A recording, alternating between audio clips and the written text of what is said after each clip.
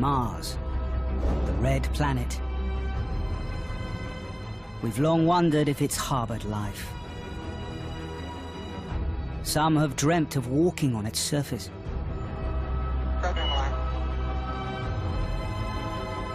More than 4 decades after they landed on the moon, NASA are now imagining a 2-year ride across space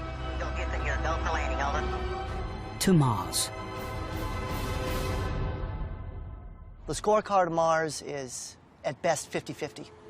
It's tough to get there. You think about putting humans in harm's way. It's a tough job. To do it, they need new rockets on a new scale. A new way of surviving in space. And a new breed of astronauts. Think about a mission to Mars. What is it? Is it outdoor stuff or is it confinement? And then I see somebody that says, I have a stamp collection, I do a lot of reading, I enjoy watching movies, and I'm thinking, that might be good for confinement. To finally go to Mars would be the fulfillment of one of our grandest dreams. I long for a time when I can actually walk out in my backyard, stare at space, spot Mars, and actually think there are humans on Mars right now, and we help put them there. But is this ultimately a dream NASA can really deliver?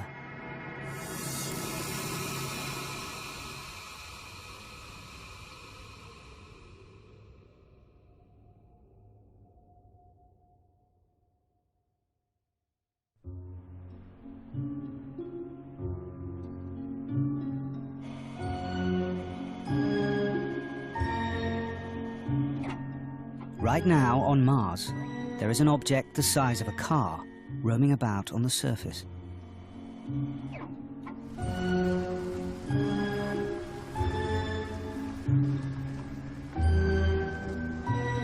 It was sent across vast voids of space to this harsh and rocky planet.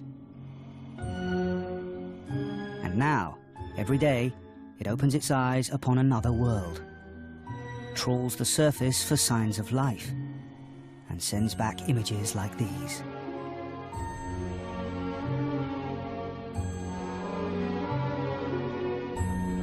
Now NASA want to go a stage further and put a group of people up here with it.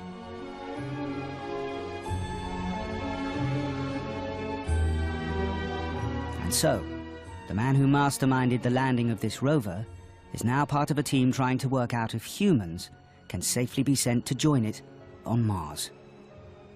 Mars is a tough place to get to. It's a scary, expensive, and risky proposition for robots. When you think about putting a human in harm's way, you got to double down on your engineering to make sure that everything goes right. The simple truth is that much of the technology they'll need doesn't yet exist.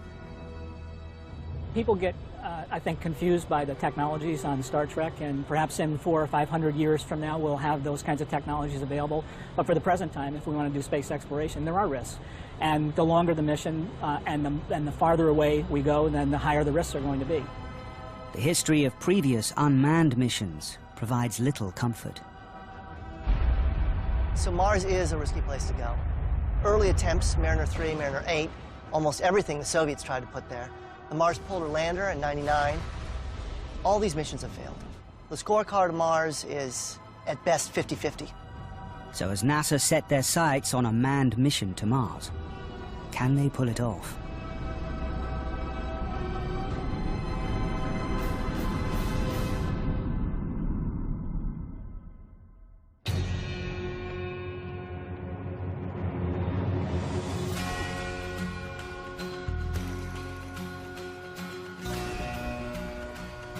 The scientists and engineers at NASA are returning to the business they're famous for, transforming a fantastical idea into a precise set of engineering plans.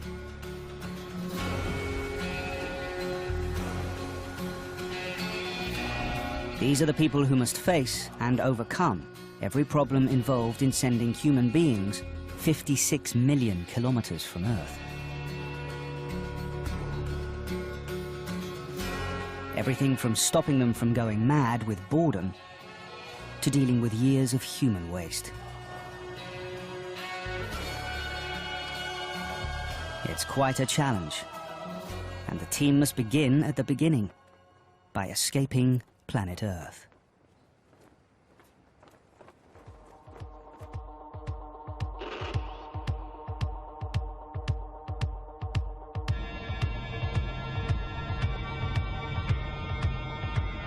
If anyone should ever ask you to build a spaceship to go to Mars, then, like any craftsman, you first have to find a space to work in. This vast hangar, once home to key parts of the Apollo rockets and space shuttle, is where a rocket that'll one day go to Mars will take shape.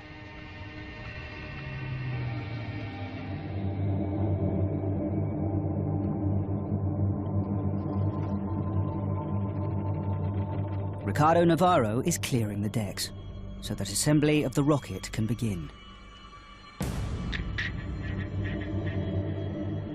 That is so much larger than what we did here before, so much taller. The best way to assemble something this complex and this big is to assemble it vertically.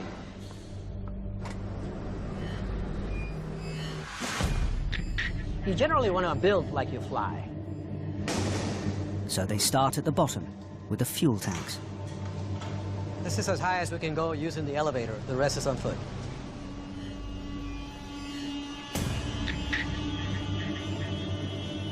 It's hard to tell with this big of a space how big the actual vehicle is going to be, the rocket, where you can actually already see some signs emerging. You can see that blue circle forming. That is the actual diameter of the rocket. So you can imagine something of that diameter all the way up to about 10 feet below where we are right now, being the actual size of the hydrogen tank. And even at this height, we cannot contain the entire rocket. The rocket is called the Space Launch System, or SLS, and this building can only accommodate half of it.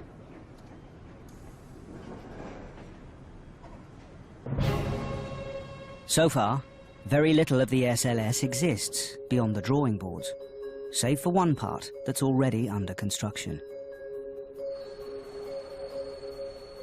Here, in New Orleans, they're building the first section of this monster rocket, the fuel tanks.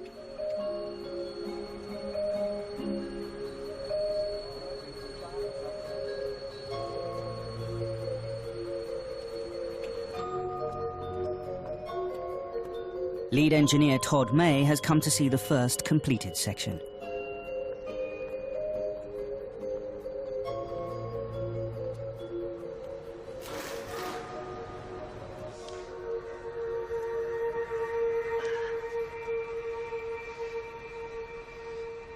And this is what it's like to be inside a rocket.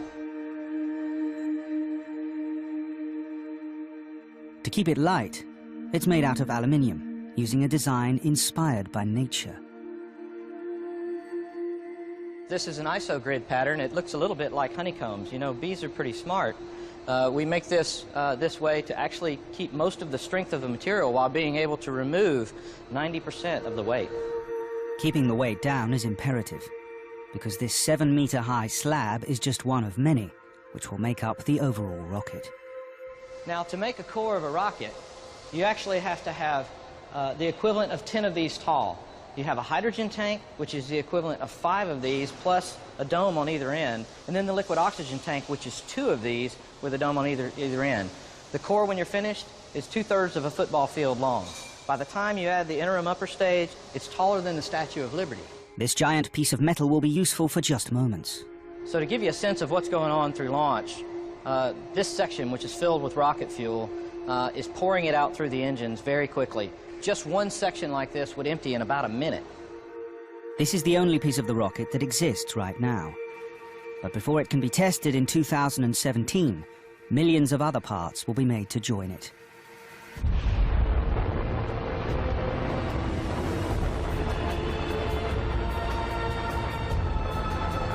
July 1969, the launch of Apollo 11. The mission to leave Earth and carry 3 men in a 30-ton capsule.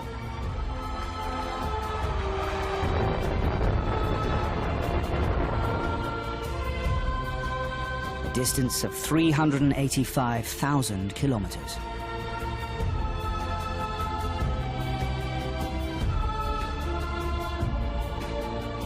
to be the first to step on the surface of a body other than Earth. It was a phenomenal feat, and the whole experience took little more than a week.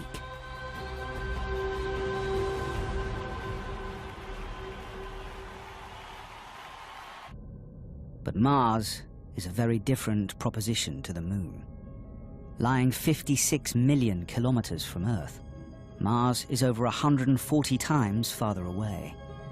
With current technology, a return journey would take around 3 years and require a team of 4 to 8 astronauts. Anyone who thinks this is Apollo with bigger rockets needs to think again. Because this is a mission that will take man, for the first time, out of Earth's orbit, leaving its protection far behind.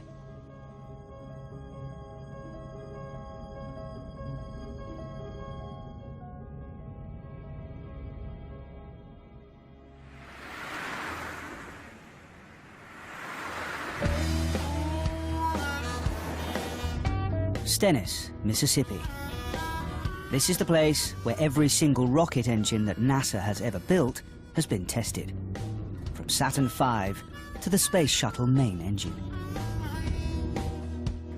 Today, Mission Control are setting up for a full power burn of one of their latest models.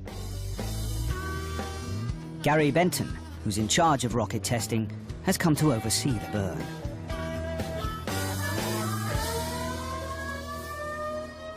The 1 minute siren, so we're within a minute now. We're getting close. My heart's beating pretty fast right now, so I've got some adrenaline rushing through me. And there'll be more once it cranks up here in a few minutes.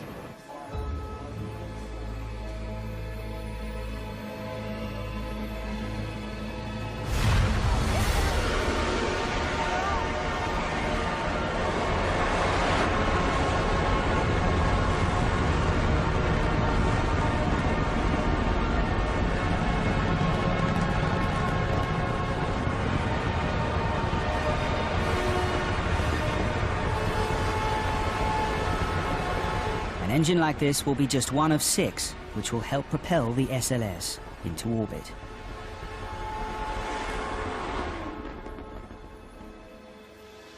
It's like a safe shutdown. So when the time comes to test the much bigger SLS rocket, it must be at the largest stand they have.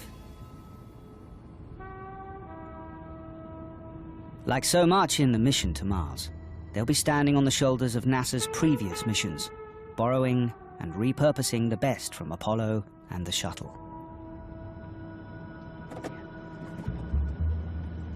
How's it going, man? It's going good. All right. B-Stand was built over 50 years ago for the testing of the Saturn engines that carried the Apollo missions to space. Walk around up there because there's so many people. Right. Pretty cool. Gary and his team will be reshaping and upgrading this stand so that it can cope with the next generation of rockets. This is the same crane that we used to lift those Saturn V core stages, and we're going to use that very same crane to lift up the SLS core stage and place it in this facility, anchor it down really good, firing off about 2 million pounds of thrust, and that's going to be the biggest test we've done out here since we did the Saturn V. There's a palpable sense of excitement here because, for the first time in decades, they're thinking of using these rockets to send people beyond Earth's orbit. For now, this is NASA's best vision of what a rocket bound for Mars would look like. 8, 7, 6, 5, 4, we've gone. But if you're going all the way to Mars, a single rocket of this size is not enough. NASA estimates that they will need at least 7 launches to get all the equipment they need up into space. The fuel, the food, the Mars lander, all will need to be launched into Earth's orbit and then assembled in space, much as the space station has been. Only then will it be ready to leave Earth's orbit.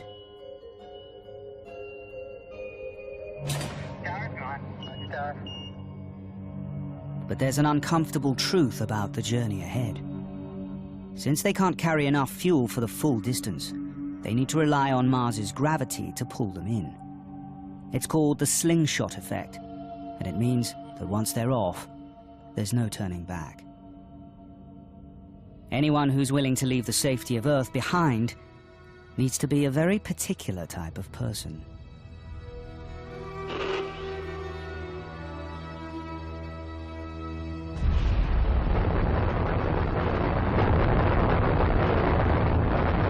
Back in the days of Apollo 11, picking a crew was straightforward. It was clear who had the right stuff. Neil Armstrong, Buzz Aldrin, and Michael Collins were the cream of US supersonic flight. They were drawn from the elite world of fighter and test pilots. And with that came supreme hand-eye coordination and physical daring.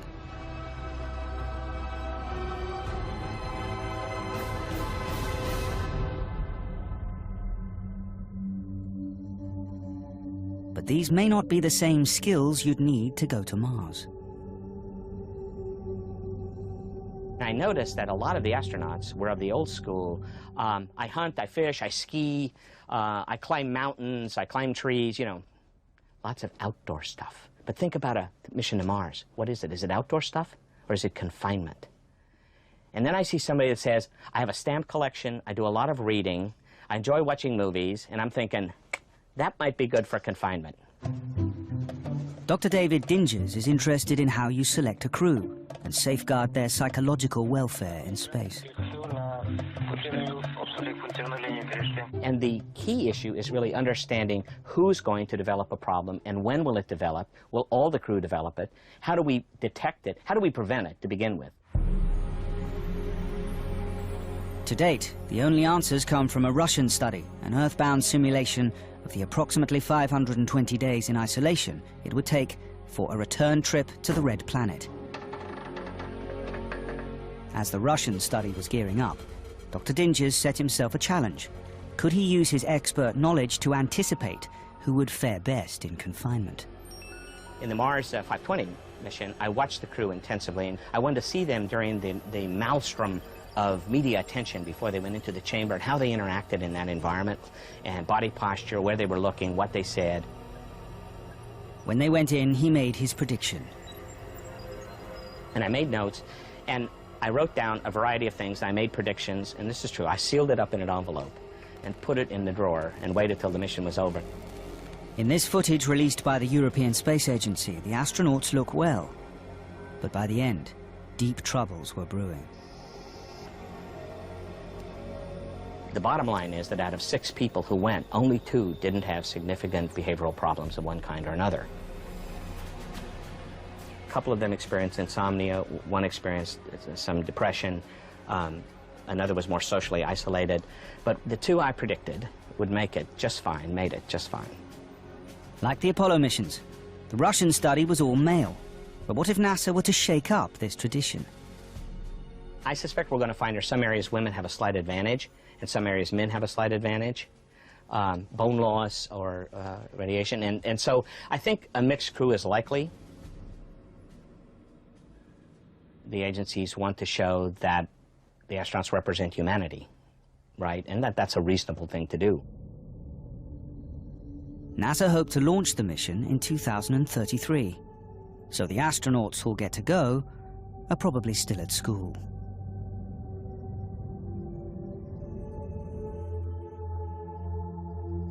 If you were among those astronauts on board, you'd sense the major physical challenge immediately: a lack of gravity. It's a problem faced every day on the space station, but so far, no one has spent more than 15 months in low gravity. But if you were on your way to Mars, you'd be away for twice that time. For the scientists, the question is, how do you understand the long-term effects of weightlessness here on Earth? Good afternoon. Time for lunch. Lunch already? Yes, isn't it amazing how time flies? Let's eat. Bon appetit. Welcome to the weird, horizontal world of Frank and Daniel. They volunteered to spend 70 days in a row lying down as part of an ongoing study on the effects of weightlessness. That's because the closest thing to zero-G conditions here on Earth is to lie in bed. But that's much harder work than it looks. The second morning waking up from the bed rest, you kind of you know, want to try to normally sit up like you normally do, but then you bring the lamp down to you to turn on your lights. You don't go up to the lamp, and it's a little difficult. Yeah, taking a dump here is not too pleasant, but, you know, what can you do? You gotta do it, and it's not too bad, you know. I guess I could finally say I know how to use, whatever, a bedpan, so you should try it. It's a good experience.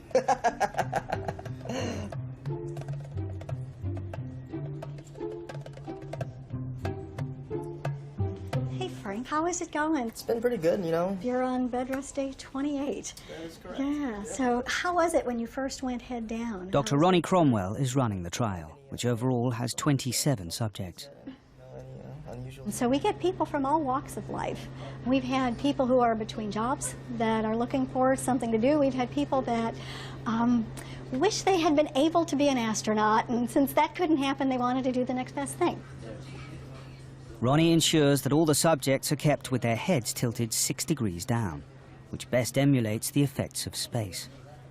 And by tipping them 6 degrees head down tilt, we see the headward fluid shifts that is similar to what astronauts experience in space as well.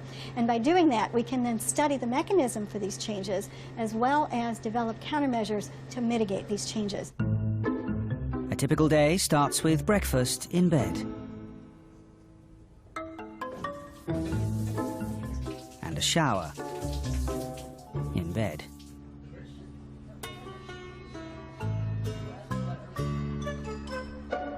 After lunch, tests in bed.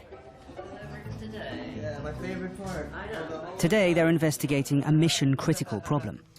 Why astronauts often lose their appetite in space. During weightlessness, body fluids flow into the head, and scientists believe this may affect the airflow. So they're measuring the size of Frank's nasal cavity to look for swelling, which might restrict his sense of smell and taste.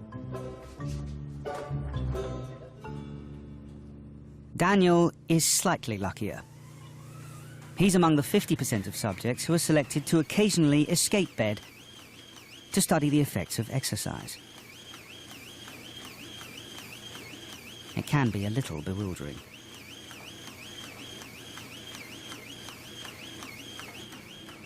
The reason for optimizing the exercise program is to find the best sort of recipe for the exercise that's needed to preserve muscle and bone in our astronauts. Exercise has long been known as a means of staving off loss of bone and muscle mass in space, because the effects of this can be devastating.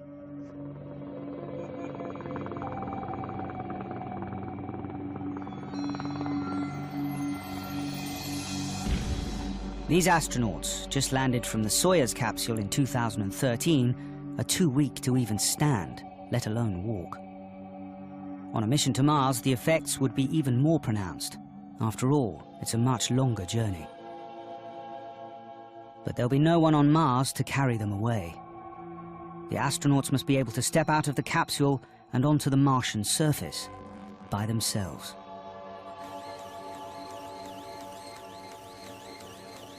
Scientists are realizing that exercise alone, however optimized, is not enough. If humans are ever going to be strong enough to explore the Martian surface, they'll need some other help to keep them fit for the adventure ahead.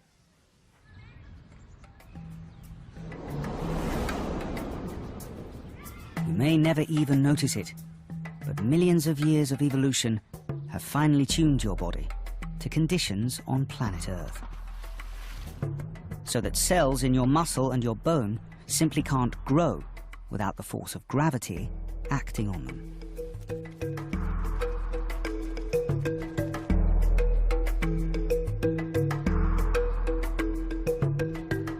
So Dr. Randall Urban is looking for something that can stimulate muscle and bone growth in the absence of gravity. And he's turned his attention to a chemical that's well known for building your body. Well, testosterone is a very interesting hormone, and it seems to be primarily responsible for protection of bone and protection of muscle. Dr. Urban is working with the bed rest study. He's giving regular injections of testosterone to half of the subjects who are exercising. But it's a double-blind study, so no one knows who's getting the testosterone and who isn't. we see that one of the exercise groups is doing much better than the other exercise group. In our minds, we think that may be the testosterone group which is showing that benefit. Daniel doesn't know whether he's received the testosterone or not. He'll just keep on running and having his bone and muscle mass monitored until his 70 days are up. The results of the study will help determine whether astronauts traveling to Mars will take doses of testosterone to keep their bones and muscles strong. But that raises an interesting question. What if some of those astronauts are women? When we use testosterone in women, we have to be very concerned about the side effects which actually will cause them to develop male characteristics. We would have to be figuring out ways to deliver testosterone in low enough doses that you wouldn't get any of those other characteristics in the women. It remains to be seen whether testosterone can be given to women, not to mention a group of competitive men in a confined space. But the health risks of traveling to Mars don't just threaten the body. Perhaps the greatest challenge of all is in the mind.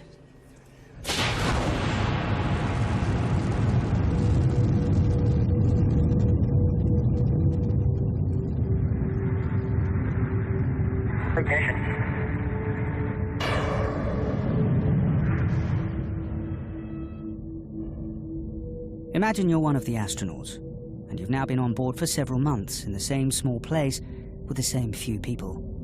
You've played all the games on your tablet, and the view out of the window never changes. You may start to feel a little bored, perhaps a little glum. And this is important, not just because it's nice to be happy. Having a functioning team on a spaceship can be a matter of life and death. If you become depressed in spaceflight, if you develop a poor interaction style, or you become socially isolated because something's wrong and your brain can't cope, or your behavior's off, or you become cognitively impaired, then you pose a risk to yourself and the rest of the crew and the mission. These problems occurred in the past with Shackleton, with Nansen, with Amundsen, with all the great expeditions. They remain fundamental problems.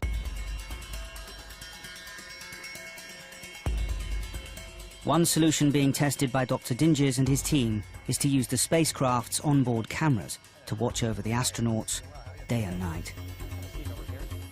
I want to review sort of what we've got. Okay, so get position, center yourself on. Dr. Dinges and his team are using new facial recognition software, and its success hinges on identifying telltale signs in the face which betray what the mind beyond is really thinking. Number one, for just tracking purposes, the jawline really helps to know where the face is oriented. Number two, we need the lips, because the lips tell a lot about frowns, smiles. And then we need the eyes. The eyes are hugely expressive in humans. Chris, give us just neutral here. And just, you know, think about just work or whatever you're doing, and nothing particularly important. Now give me a positive, okay? So a small smile, nothing big. Just a small thing, okay, a small joke. There you go. And now, don't be so dramatic with the negative, but definitely show me something negative, like you're annoyed that somebody's... You don't have to show sadness. Try and give me some anger here. There you go. Bingo. It's not just emotion. Another important state of mind in space is how much concentration you have.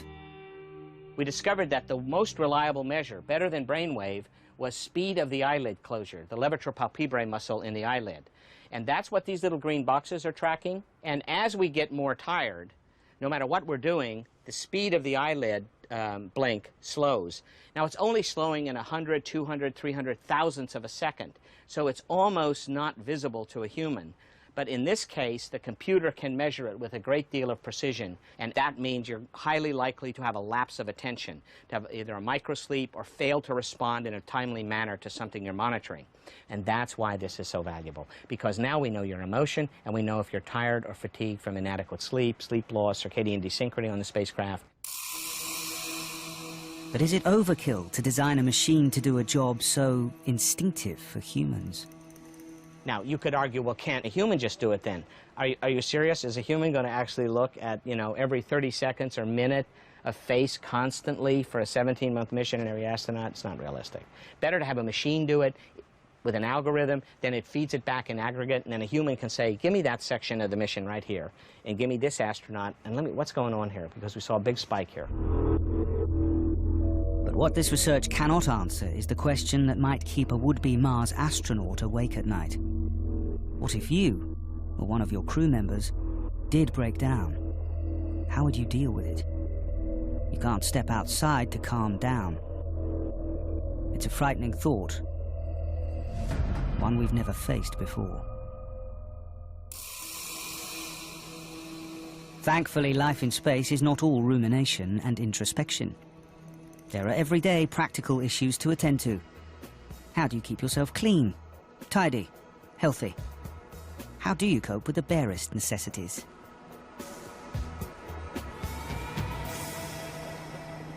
Here we are at the throne. Number 2, right here. I'll show you. But you see it's pretty small, so you have to have pretty good aim. And this guy right here is for number 1. People always ask about toilet paper. What do you do with toilet paper? What kind of toilet paper do you have? We have gloves just because sometimes it does get messy. We have some Russian wipes, which are a little bit coarse if you like the coarse type of toilet paper. We have Huggies, just for any cleanup. You know, we were all babies once, and this sort of helps. And of course, you do have your privacy. There's a little door. But once you've closed that door and flushed the handle, what happens next? How do you deal with years of waste, with no plumbing and no sewers? Here in Tucson, Arizona, Tabor McCallum, a specialist in space life support systems, is dealing with the nitty-gritty of this question. And in space, he believes what comes out must be inextricably linked to what goes in. So one of the most important things we need to stay alive is drinking water. And people consume about 2 liters a day of drinking water. So for a 500-day mission, that's a ton of water.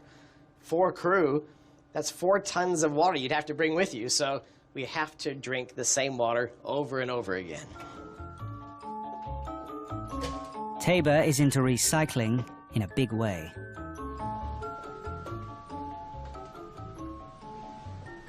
All right, so what we have is a sample of today's urine, and then we put that urine on one side of a special set of membranes, similar to the way plants essentially treat water for us by transpiring the water through the membrane of the cell.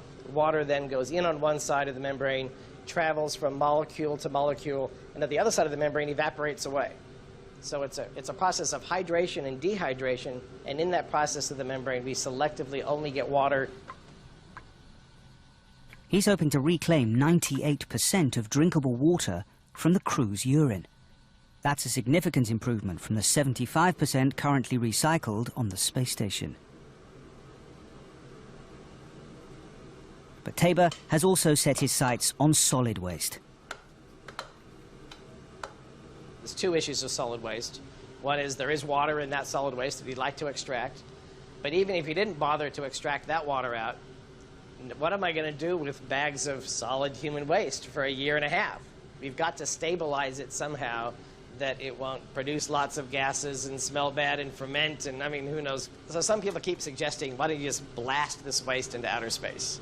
One of the more interesting reasons not to is that we'd end up at Mars with a cloud of waste around the spaceship. It's not going anywhere. It's already on the trajectory that we're on. So you really want to keep all that stuff away from the spacecraft and make good use of this material. It's good material. We just have to figure out how to use it. For some reason, I can't get any of the lab techs interested in this project. It may seem trivial, but a mission to Mars will only become a practical reality if these problems that all of us take for granted in our earthly lives can be solved. But imagine the recycling of waste was sorted. And imagine your body and mind could be kept strong. If you were on the way to Mars, there would still remain one powerful threat to your survival: radiation.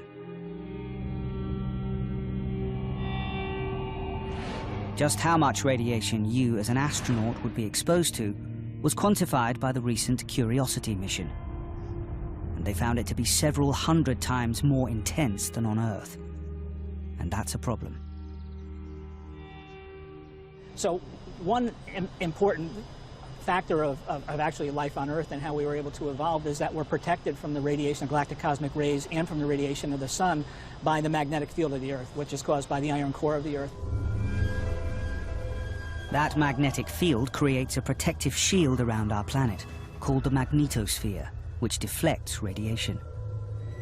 The more dangerous solar particles don't get through, so that we, mostly, receive only life-giving sunshine.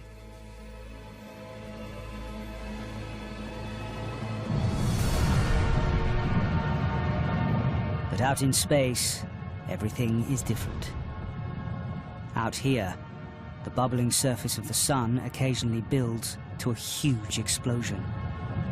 These solar flares throw out massive bursts of radiation and high-energy protons which might damage your DNA, causing mutations and cancer later on. Fortunately, there's a way of dealing with this: shielding. Jeff Serro is investigating the best materials to absorb radiation. So we're looking at taking a garment and filling it with water, which you see a first concept of here of this astronaut with a water wall built into his wearable garment. So this is something that you fill for an event, and you're not really charging the system the penalty of carrying all this mass. You need the water anyways for drinking, for contingency water. So he gets protection in maybe a different form, but with a lot less mass penalty to it. Doubling up on function, using materials that would be on board anyway, is an idea that Jeff is enthusiastic about. We're trying to look at protecting astronauts using the logistics that you already have on hand. So there's food items that we have in these bags that unfold to form a wall. If you put a wall against the outside surface, you're trying to place all these items between the astronaut and the radiation event outside. So the more items you can put between him and that, you attenuate the radiation, the safer he'll be during this 36-hour solar particle event. So we've tried with food, we're trying to use water, but we're trying to use items that you're going to have on board the station anyways. But there's an even bigger problem. Another source of radiation that's even more damaging: galactic cosmic rays. Galactic cosmic rays are high-energy particles spewed out from supernovae, exploding stars. Their effects are pernicious. By affecting the growth of brain cells, they can induce memory loss in an astronaut after just 6 months in space. But to shield a crew from radiation such as this is currently impossible. So they have to look for other answers. The best solution is to have people who are less susceptible to their effects, or to get there more quickly. So the lower time in exposure is going to result in a lower risk of the crew members. So the right stuff for a Mars astronaut might not just be defined physically and psychologically, but also genetically. There's a theoretical possibility as well that we could find some genetic markers of people who are less susceptible to the kinds of damage that occur during radiation. It's too early in any of our research program to be able to speculate on that, but it's certainly a theoretical possibility, and it's one that we'll be investigating over the next few years of our program. But for now, the stark reality is there is no obvious solution to the problem of surviving space radiation. At the moment, this is one of the great unknowns of a mission to Mars.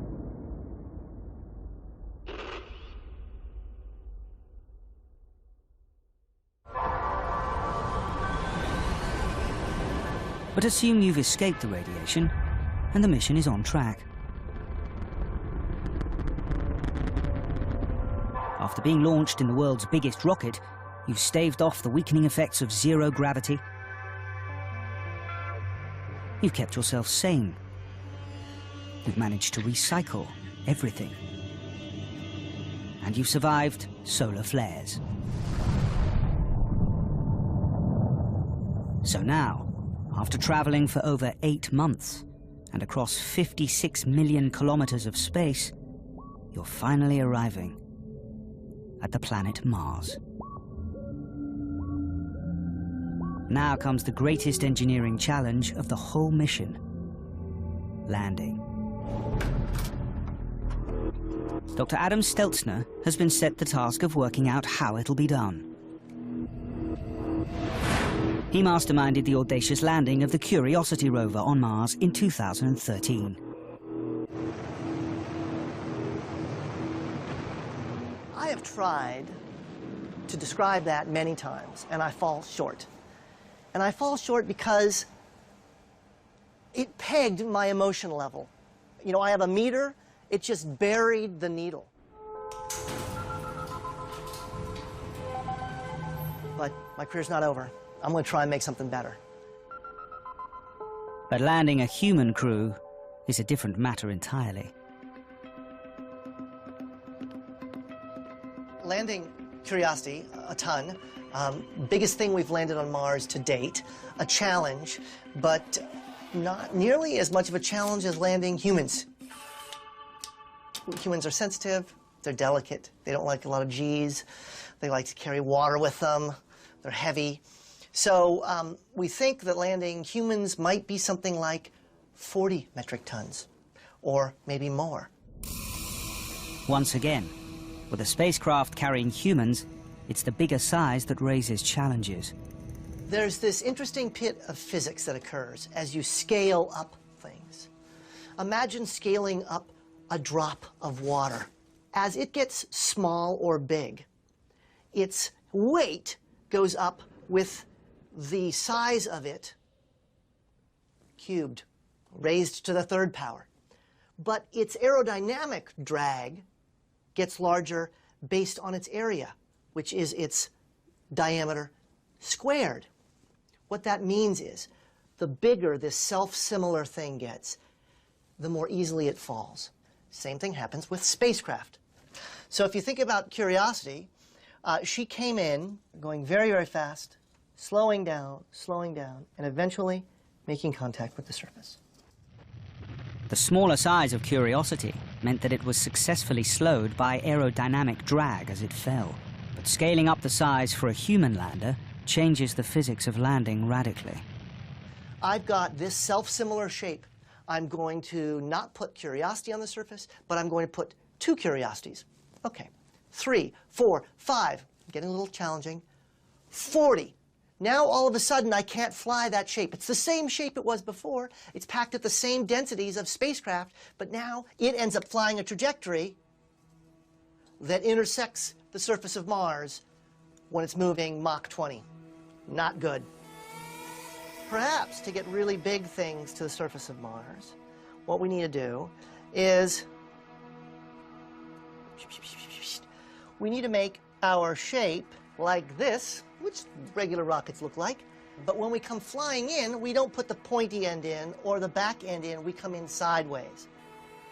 By coming in sideways, the drag on the spacecraft is increased significantly, slowing the rocket from hypersonic to supersonic.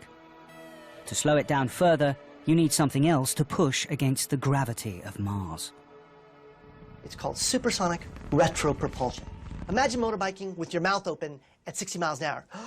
Whoa, it fills your mouth with air, and it's actually sometimes hard to breathe out against it. Well, that is the challenge of supersonic retropropulsion. You're going to light a rocket off into the flow, but it's going to be supersonic flow. Well, NASA's working on that. And it's likely to take those rockets from a supersonic condition all the way down to the surface. It's an inventive and daring idea.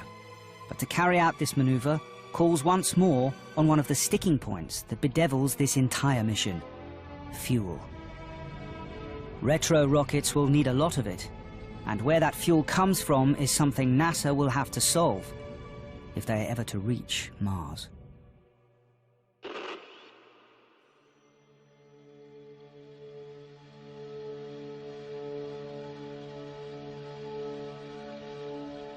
To stand on the planet Mars.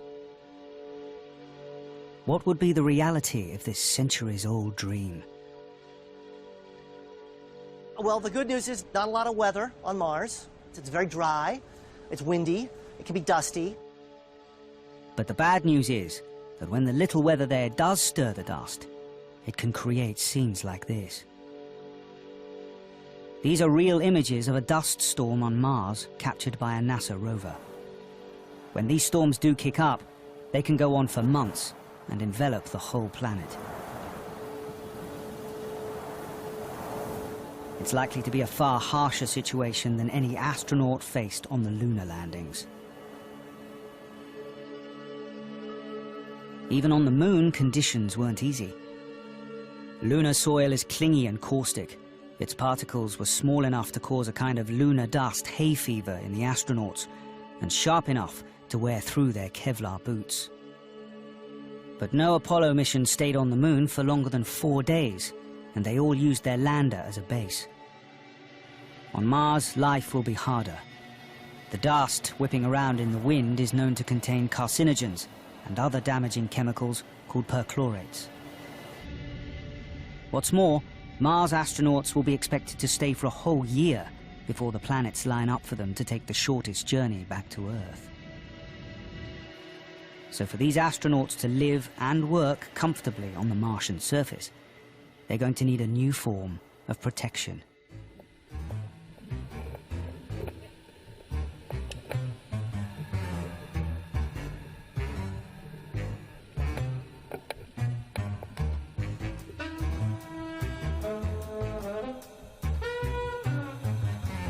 In charge of developing the next generation's spacesuit is Dr. Amy Ross. So one of the videos that we watch a lot is the Charlie Duke dropping the hammer on Apollo 16 video. He's trying to take a core sample, he's hitting that core with his hammer, and he just loses the hammer.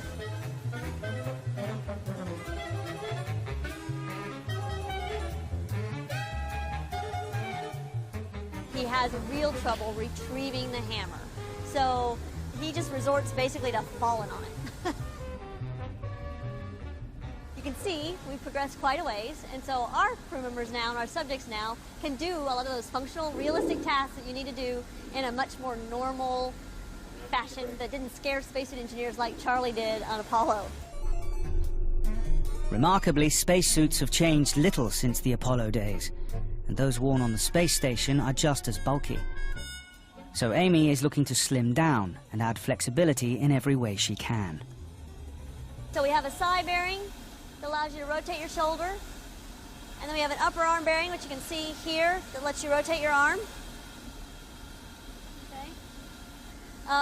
Now, in the waist area, this suit was built so it can allow a flexion extension joint, a waist bearing, and allows them some pretty wide range of motion, very natural. And you move your waist a lot when you walk, and you don't realize that, so that's an important joint to have. And then we can watch him squat.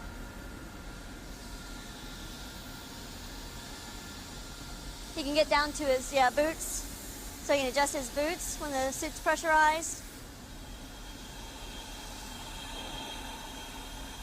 Can you touch the ground? Okay. Yep. And you can see the joints work as he's doing these functional tasks. Seemingly small developments like this take NASA ever closer to the prospect of sending humans to Mars. Like Amy said before, we're going to do some gross mobility. But from setting up a home on Mars to knowing how they'll generate enough food and oxygen, there are many thousands of these steps left to conquer. And the final unknown is this: will the Mars astronauts be able to get home?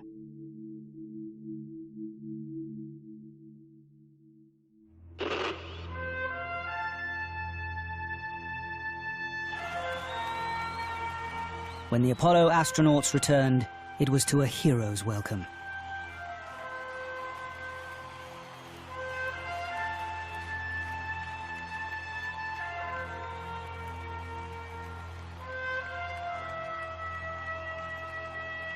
But for the astronauts going to Mars, there's rather more uncertainty about their homecoming. And that's because, as yet, no one's worked out a way to get them home.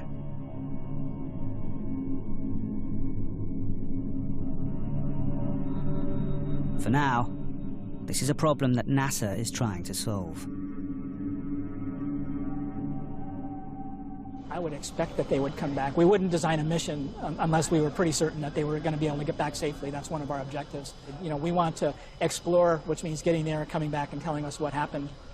We value in our modern society life too greatly to send astronauts on a one-way trip to the surface of Mars, intentionally, certainly. There are tremendous risks. The brave men and women who go into the astronaut corps take on those risks knowingly, and sometimes astronauts perish. Part of planning the mission will be about the risks NASA are willing to accept.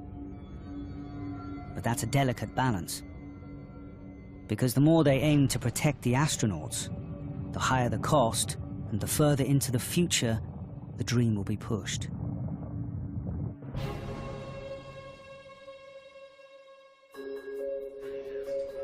A momentum is starting to build around a manned mission to Mars. Not just at NASA, but within other privately owned companies who may work alongside them or even in competition. Here at NASA, the scientists and engineers are doing what they love doing, starting to grapple with problems which at first sight seem unsolvable. If we committed ourselves to getting to Mars, we'd be on Mars. Certainly within a decade. I believe that we could get there within a decade. The question is, are we willing to spend the efforts, the resources, the capital to do that? And I think the answer is right now, no. But maybe sometime in the future. One reality is dawning. Given the scale of this challenge, it's one that no country can tackle on its own. More likely than not, a Mars mission will be a multi-national mission. So one political person in one country isn't going to drive the whole thing. It's going to require a lot of cooperation from countries around the globe. So this becomes a very interesting challenge, but one that Earthlings will take on and not just people from one country. So the greatest challenge of this mission to put Earthlings on Mars may not be a scientific or engineering one. Whichever countries or companies join the undertaking, it will be ambitious, risky, and expensive.